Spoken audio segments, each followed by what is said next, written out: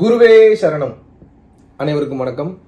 Already நம்ம announce பண்ண மாதிரி வருகின்ற 11 செப்டம்பர் 2022 ஒரு நாள் வகுப்பானது மலேசியா இருக்கக்கூடிய பெனாங் அப்படின்ற இடத்துலையும், அதை தொடர்ந்து அதாவது பௌர்ணமிக்கு அடுத்த நாள், பொதுவாகவே பௌர்ணமி அன்னைக்கும் பௌர்ணமிக்கு ஒரு நாள் முன்னாடியும் பௌர்ணமிக்கு ஒரு நாள் பின்னாடியும் அந்த பௌர்ணமியோட எஃபெக்ட் அப்படின்றது அப்படியே இருக்கும். ஸோ அப்படிப்பட்ட ஒரு சக்தி வாய்ந்த நாளில் 11ஆம் தேதி முதல் வகுப்பும், 25 செப்டம்பர் 2022 ஒரு நாள் வகுப்பு கிளாங் அப்படின்ற ஏரியாலையும் ஒரு நாள் வகுப்பு மலேசியாலையும் பண்றோம். ஸோ விருப்பப்படக்கூடிய நபர்கள், லாஸ்ட் டைமே வந்து பாத்தீங்கன்னா நிறைய பேர் மலேசியா வந்துட்டு சொல்லாம போயிட்டீங்க, ஒரு வார்த்தை சொல்லியிருக்கலாமே, உங்களை சந்திச்சிருப்போமே, அப்பாயின்மெண்ட்ஸ் கிடைச்சிருக்கேன்னு சொல்லி ஏகப்பட்ட பேர் வந்து கேட்டிருந்தீங்க. பட் அன்பார்ச்சுனேட்லி அது அரேஞ்ச்மெண்ட்ஸ் ஒர்க்ல கொஞ்சம் கம்ப்ளீட்டா எல்லாமே பிஸியா இருந்ததுனால அதிக நேரம் ஸ்பெண்ட் பண்ண முடியல. ஸோ இப்போ வந்து பாத்தீங்க அப்படின்னா கம்ப்ளீட்டா அந்த 1 மந்த் வந்து மலேசியால தான் இருக்க போறேன். ஸோ மலேசியாவை சுற்றி உள்ள நபர்களுக்கு அவர்களுக்கு வேண்டும் அப்படின்னு கூடிய முடிந்த அளவு அவர்களுக்கு வாழ்க்கைக்கு உண்டான சொல்யூஷனை வகுப்பு ரீதியாகவும் சரி நேரடியாகவும் மீட் பண்ணி சந்திச்சுட்டு இருக்கோம். ஸோ விருப்பப்படக்கூடிய நபர்கள்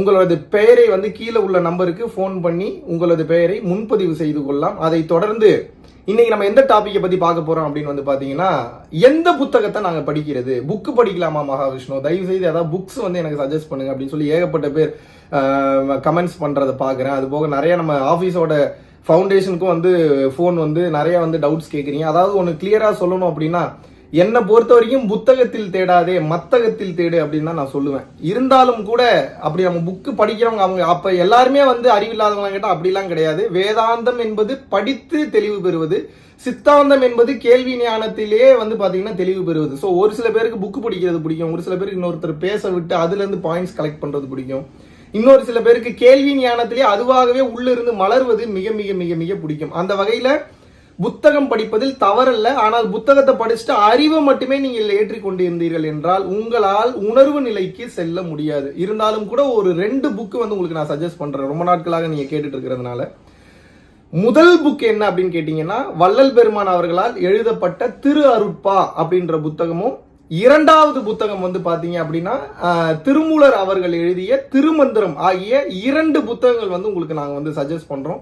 இதுல இந்த திருவருட்பாக்கு உண்டான அர்த்தம் நிறைய பேர் வந்து எழுதியிருக்காங்க. இதுல சேலத்தை சேர்ந்த குப்புசுவாமி ஐயான்னு சொல்லிட்டு அவர் திருக்குறளுக்கு ஒரு மிகப்பெரிய விளக்கம் எழுதியிருக்கிறார். அவரோட ஞானத்துல திருவருட்பாக்கு எழுதியிருக்கிறாரு. அது போக வந்து பாத்தீங்கன்னா வள்ளல் பெருமானுடைய நூற்காவியங்கள் ஆல்மோஸ்ட் எல்லாத்துக்குமே வந்து பாத்தீங்கன்னா முடிந்த அளவுக்கு மிகப்பெரிய விளக்கங்களை வந்து கொடுத்திருக்கிறாரு. இதை கடந்து வந்து அவர் படிக்காத புத்தகங்களே கிடையாது. ஒரு மாபெரும் புலவர், இப்போதும் வாழ்ந்து கொண்டிருக்கக்கூடிய சேலம் குப்புசாமி வள்ளலார் ஐயா அவர்களுடைய புத்தகத்தை வாங்கி தாராளமாக நீங்கள் படிக்கலாம். திருவருட்பா.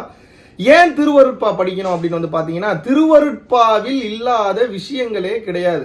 இது நாள் வரைக்கும் இந்த உலகத்தில் பிறந்து இறந்து எத்தனை மனிதர்கள் இருந்தாங்களோ, இது நாள் வரைக்கும் எத்தனை புத்தகங்கள் இயற்றப்பட்டதோ அத்தனை புத்தகங்களின் சாரமும் இவ்வுலக வாழ்க்கையும் அவ்வுலக வாழ்க்கையும் ஈஸியா எப்படி ஜெயிக்கிறதுன்னு சொல்லி எந்தவித ஒளிவு மறைவுமின்றி அத்தனை ரகசியங்களையும் உள்ளடக்கியதுதான் திரு அருட்பா.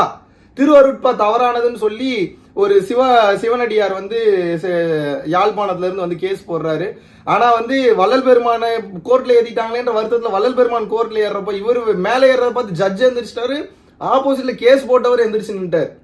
2 பேரும் எந்திரிச்சுன்றதை பார்த்துட்டு ஜட்ஜே ஒரு மாதிரி ஆகி, கேஸ் போட்டவரே வந்து ஆப்போசிட் தரப்பை பார்த்து எந்திரிச்சு நிக்கிறீங்கன்னா இது வந்து மருட்பாலாம் கிடையாது, இது அருட்பாதான்னு சொல்லி அந்த கேஸவே தள்ளுபடி பண்ணாரு.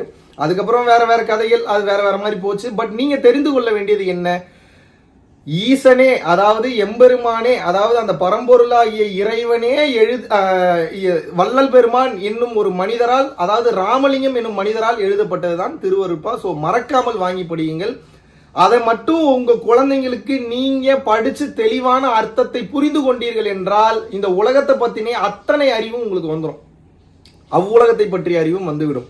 அப்ப அதுக்கப்புறம் என்ன பண்ணணும், புத்தகம் படிக்கிறதே பொழப்பா இல்லாம பயிற்சியும் செய்ய வேண்டும், ஜீவகாரணியமும் செய்ய வேண்டும், அதுபோக சரணாகதி நிலையிலும் நீங்கள் செயல்பட வேண்டும்.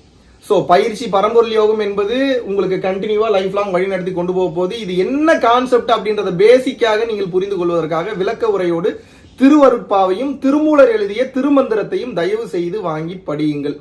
அதுல இருக்கிற மாதிரியான விஷயங்கள் உலகத்திலே எதுவும் கிடையாது. ஒவ்வொரு அணுக்களுக்குள்ள போய் எப்படி வைத்தியம் பாக்குறதுன்ற அந்த ஒரு இதுக்கு கருக்கிடை வைத்தியம் அப்படின்னு சொல்லிட்டு ஒரு புத்தகம் ஒன்று திருமூலரே வந்து எழுதியிருக்கிறார். திருமந்திரத்திலேயே வந்து பாத்தீங்கன்னா அதை கடந்த நிலையில கருக்கிடை வைத்தியம் அப்படின்லாம் வந்து பிரிச்சு எழுதியிருக்காங்க.